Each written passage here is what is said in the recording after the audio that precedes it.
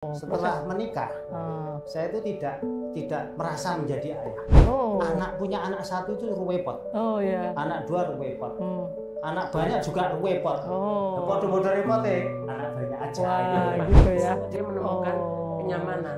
Dia tidak ingat bahwa di rumah itu ada anak. Gitu. Kemudian Nanti kita usulin aja deh hari ayah libur gitu ya. Oke. Pak Ayah.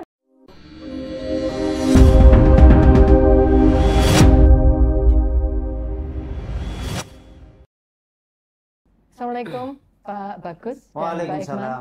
Waalaikumsalam warahmatullahi wabarakatuh. Pak Bagus semangat sekali ini Oh jawabnya. iya, karena tadi pagi saya baru olahraga. Wes.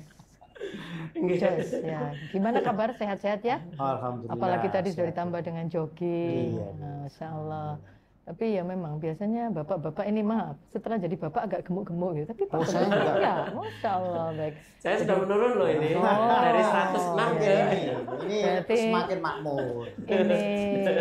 Ini benar-benar ayah yang dari fisiknya udah menggambarkan kesehatan. Masya Allah. Amin amin. Alhamdulillah. Baik. Ya. Maksud. Nah, tapi kita cek dulu gitu nanti keluarganya gimana gitu. Keluarganya artinya sebagai ayah ini apakah dicintai oleh keluarganya? Sebelum ke sana, saya lupa. Ini 12 November loh ya. Iya, iya. Hari apa ya? Hari ayah ya. Hari ayah, Masya Allah. betul. Kalau gitu boleh dong saya ucapin ya. Selamat Hari Ayah. Terima Terima kasih. kasih. Insya Allah. Sama. Nah, gimana nih? Tadi saya bilang nih, bagaimana keluarga jenengan-jenengan ini ketika ayahnya adalah jenengan ini kira-kira merasa bahagia nggak prediksi jenengan gitu? Masya Allah. Insya Allah ya. Alhamdulillah. Nanti kita Insya Allah. sambil kita lihat gitu, ya. Sambil kita lihat bener nggak gitu. Nanti kita ngobrol-ngobrol gitu.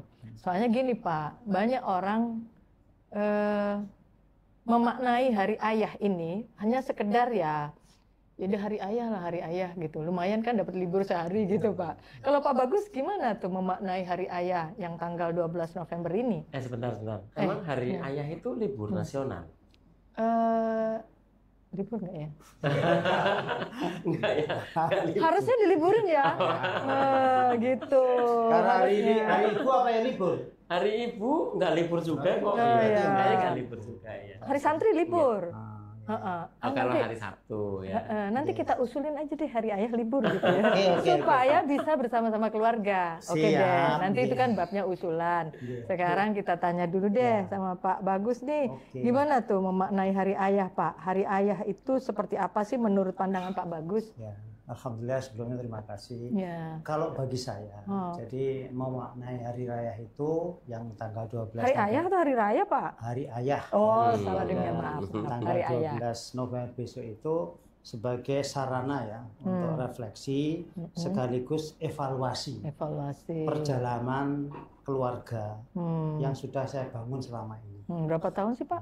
Alhamdulillah Jadi ayah? saya sudah menikah ya Oh, sejak menikah. 30 tahun yang lalu. Masya Allah. Saya menikah itu pasnya pada Oke, tanggal oke. 18 Juni tahun 1995. Berarti sudah mumpuni lah untuk Sudah 30 tahun menjadi lebih sedikit. ayah begitu 95 ya. Tetapi Baik. ternyata untuk menjadi ayah itu perlu proses gitu. Oh, Setelah menikah, Ah. saya itu tidak merasa menjadi ayah. Oh, Jadi bahaya 1 tuh. tahun kemudian, Wah. baru ketika saya punya anak pertama, ya itulah saya baru menjadi ayah. Oh, itu maksudnya Pak. Iya, Terus dan- merasa ini. dan merasa jadi ayah. Oh, iya iya iya. Dan iya. alhamdulillah perjalanan kami ketika membangun keluarga selama 30 tahun ini, kami dikaruniai 6 orang anak. Masya Allah. 3 Enam gimana? perempuan Gimana dan 3 sibuknya putri. Pak ngurusin 6 orang anak? Alhamdulillah.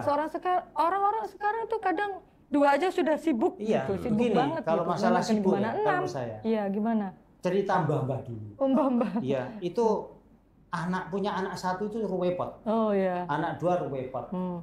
Anak banyak juga repot. Oh. Bodoh-bodoh repot anak banyak aja. Wah, gitu ya. Dan lebih Masya repot Allah. lagi Eh. kalau nggak punya anak. Wah, ya. Makanya alhamdulillah kita syukuri saja bahwa ini Iya. amanah yang dibebankan kita Oke. untuk dididik, diarahkan menuju masa depan yang lebih baik. Baik. Insya Allah seperti itu. Berarti Pak Bagus ini sudah dengan 6 orang anak sudah sepertinya menjadi ayah sudah berpengalaman sekali lah maksudnya. Ya, kira-kira Bapak melihat bahwa sebagai ayah itu apakah sudah ideal gitu misalnya? Iya, kalau ideal ya, insya Allah saya berusaha untuk ideal. Kalau di dunia ini memang nggak ada ideal. Rumah tangga itu nggak ada ideal. Ya. Jadi ya, tapi setidaknya mendekati lah. Menciptakan suasana di keluarga itu menuju ideal. Oh gitu. Karena orang itu ya mesti ada kekurangan dan kelebihannya. Termasuk kita sebagai ayah tentunya ada kekurangan dan kelebihannya. Untuk itulah ada peran istri. Untuk saling melengkapi di keluarga. Oke, sebelum nanti masuk ke yang lain-lain peran-peran itu, saya ingin dengar juga ya, minta maaf untuk ke Pak Iqmal selaku Ketua Forum Ayah nih, Pak. Ketua Forum Ayah Jawa Timur ya. Iya. Ya, jadi berarti harus benar-benar mengajak para ayah nantinya ke depan. Betul. Gimana? Ya, jadi tugas kita nanti jadi banyak ya. Jadi, memaknai hari ayah. Memaknai hari ayah. Jadi kalau Hari Ayah itu adalah satu momen yang momental gitu, momental ya. Jadi istilahnya itu betul-betul harus diperingati. Kenapa? Karena agar para ayah itu tahu setidaknya ini adalah sebagai peringatan bahwa para ayah ini adalah menjalani peran di samping sebagai diri sendiri, dia juga menjalani peran sebagai seorang ayah. Kalau sebagai seorang ayah yang tidak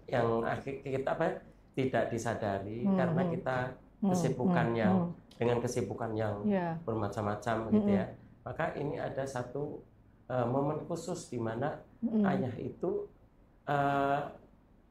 kembali kepada istilahnya untuk keluarganya riset ya bahwa aku adalah seorang ayah. Harus sadar dulu gitu. Harus sadar. Jadi jangan lupa gitu itu.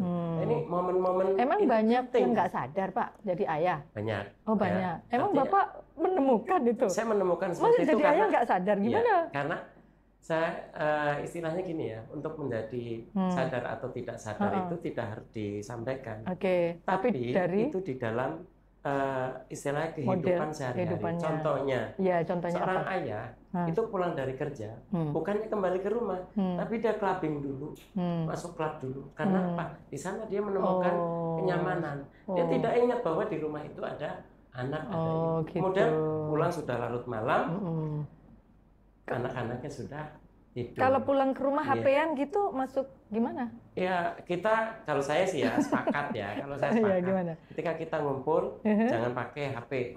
HP taruh. Tapi kan penting Pak.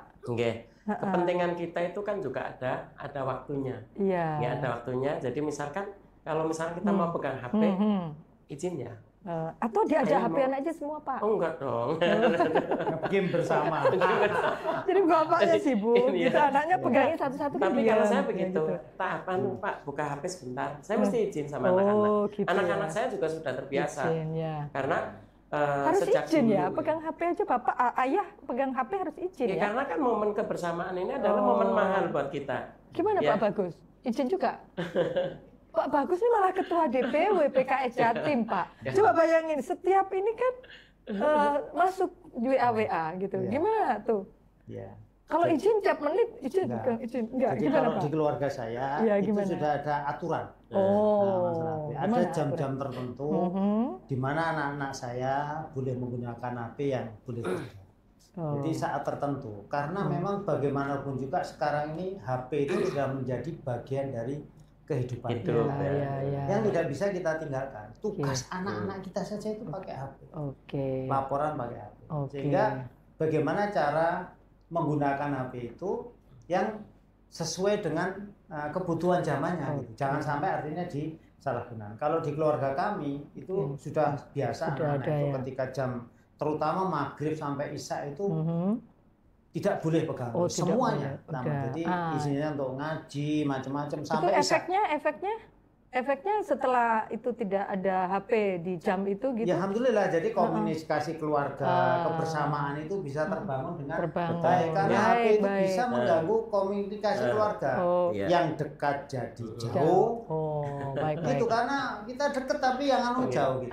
Ini kayaknya noted ini. Jadi saat-saat tertentu memang kita boleh menggunakan HP. Tapi saat-saat tertentu kita harus menggunakan HP itu secara bersama-sama juga. Gitu. Artinya kita dan HP itu di kami itu nggak ada rahasia-rahasiaan antara saya, ada dipin gitu. Boleh nggak ada pin, sehingga kita masing-masing bisa saling mengontrol. Mungkin dipin tapi hafal pinnya gitu lah ya. Kalau pin saya itu malah anak-anak saya lebih hafal. Kadang-kadang saya lupa ini pinnya apa. Baik ya Allah. Terutama yang belanja itu sama dipin sama anak saya itu aku kok gak iso. Itu.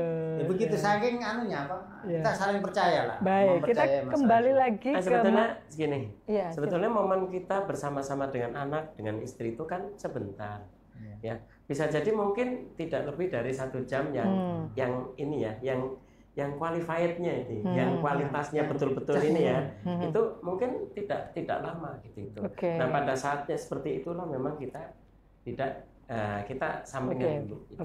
Ya, jadi bukan sepanjang kita ada di rumah, itu bukan begitu ya. Jadi intinya ada waktu-waktu yang memang kita itu harus mengutamakan komunikasi secara langsung dengan keluarga daripada dengan yang lain-lain itu kita. Baik, terkait dengan makna Hari Ayah, berarti kita kira-kira gimana ini sepakat ya, misalnya bahwa Hari Ayah ini adalah momen untuk memulai bagaimana ayah itu kembali menyadari perannya begitu.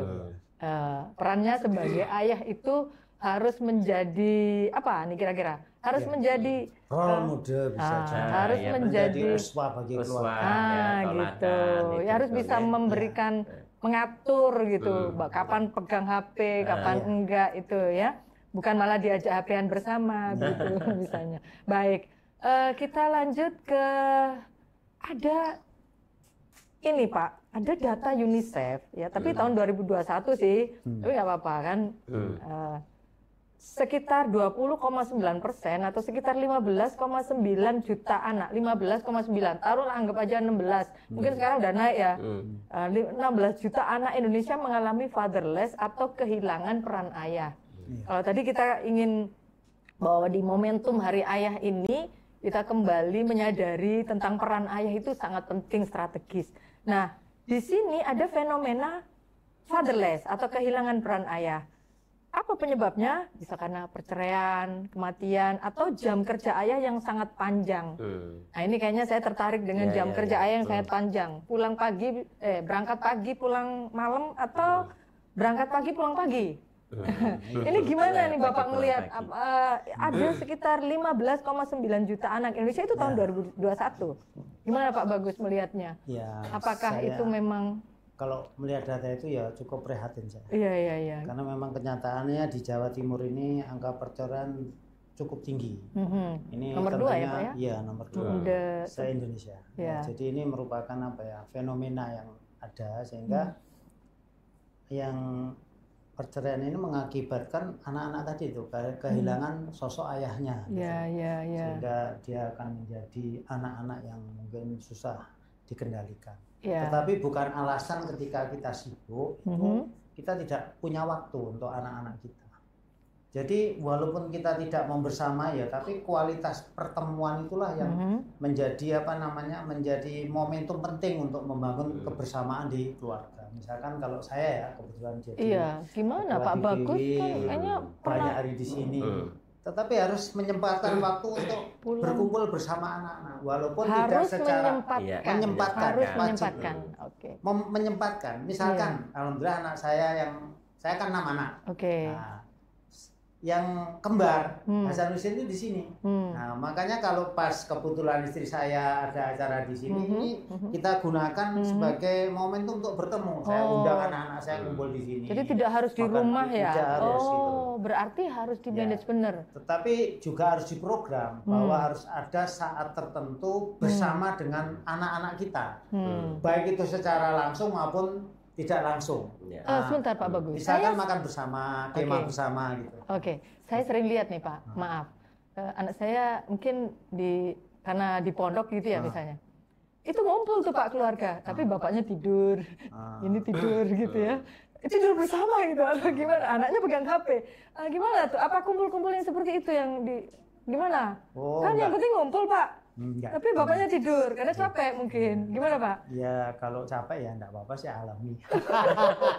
Masa capek nggak boleh tidur? Iya. Ya tidur saja. Sebetulnya kan kalau artinya ini kumpul tapi nggak ngobrol Ya, Pak. itu. Ya gimana? ya sebetulnya kan kalau namanya quality time untuk berkumpul itu kan tidak harus istilahnya melek bareng Quality ya. time. Quality time. Jadi intinya tidak harus waktu dalam yang berkualitas ya. waktu Pertemuan yang berkualitas. Pertemuan nggak yang sekedar berkualitas. bertemu kan? Iya, jadi bisa jadi ayahnya capek tidur di situ. Ya, istrinya, ibunya capek juga akhirnya tertidur di situ. Nggak apa-apa begitu ya? Nggak apa-apa. Jadi intinya begini loh. Nggak apa-apa. Pak Masing-masing sudah ini istilahnya menumpahkan ya kerinduannya ya rasa-rasa yang nggak ngobrol nggak apa-apa. Nggak ngobrol tidak apa-apa karena kalau anak saya perempuan paling suka dipeluk gitu. Paling suka dipeluk ketika sudah. Berarti kata kuncinya yang penting ngumpul. Yang penting ketemu. Nggak ngobrol nggak apa-apa. Nggak ngobrol nggak apa, yang penting ketemu. Apa seperti itu Pak Bagus? Iya. Setuju kan? Anak saya itu saya nggak ngomong, ketemu saya itu sudah selesai. 30 tahun jadi ayah. 30 tahun jadi ayah tetap gitu. saya upayakan. Misalkan ketika saya tugas di Jakarta, anak saya kebetulan yang nomor 2 kan kuliah di Unpad ya. Itu saya panggil ya nih Jakarta kumpul. Iya. Jadi di sempat-sempat itu. Pas ini di sini anak saya nomor 1 di Gresik, saya ajak kumpul di sini. Tapi nggak pingin kasih wejangan ini mumpung ngumpul gitu, kasih nasihat atau bagaimana begitu. Jadi gimana? Ilmu ngumpul-ngumpul itu kalau saya dulu itu sudah sejak kecil sudah kita lakukan. Sejak kecil. Sejak kecil anak saya yang pertama itu sudah. Jadi biasa. Nasihatnya sejak kecil. Iya, sejak kecil. Jadi mumpung waktu besar sudah tinggal yang penting ngumpul gitu aja. Yang besar itu sudah paham lah ketika kita kumpul tidak harus ada arahan tertentu. Tidak harus. Gimana? Kalau anak-anak sekarang ya, anak-anak remaja ke atas lah ya. Mereka itu bersama kita sudah sejak kecil ya. Artinya mendengarkan ya wejangan kita, nasihat kita itu sudah hampir setiap hari. Dan mereka ketika dalam berbagai bentuk ya. Dalam berbagai bentuk. Ayo itu taruh sana, ini segera itu, ayo gitu mungkin. Iya. Jadi bisa seperti itu. Ketika mereka dewasa, mereka sudah remaja ke arah dewasa gitu ya. Jadi mereka itu sudah mendapatkan banyak nasihat dari lingkungannya, dari sekolahnya, dari teman-temannya, nasihat dalam bentuk perkataan ataupun dalam bentuk ini ya, istilahnya pelajaran-pelajaran yang bisa dilihat ya, perlakuan ke sikap dan sehari-hari mereka. Tapi apakah ayah tidak melakukan kontrol atau bagaimana gitu? Artinya ketika kita sudah mempercayakan, percayalah dia dapat ini dari sekolahnya, dari itu. Apakah terus dibiarkan begitu saja? Ternyata 6 anak saya itu karakternya beda. Jadi 6 anak itu ya diberlakukan dengan cara 6. Yang bisa kita lakukan pada anak-anak itu adalah hanya berdoa.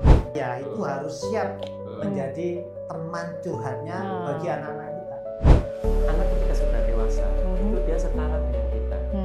Yang membedakan adalah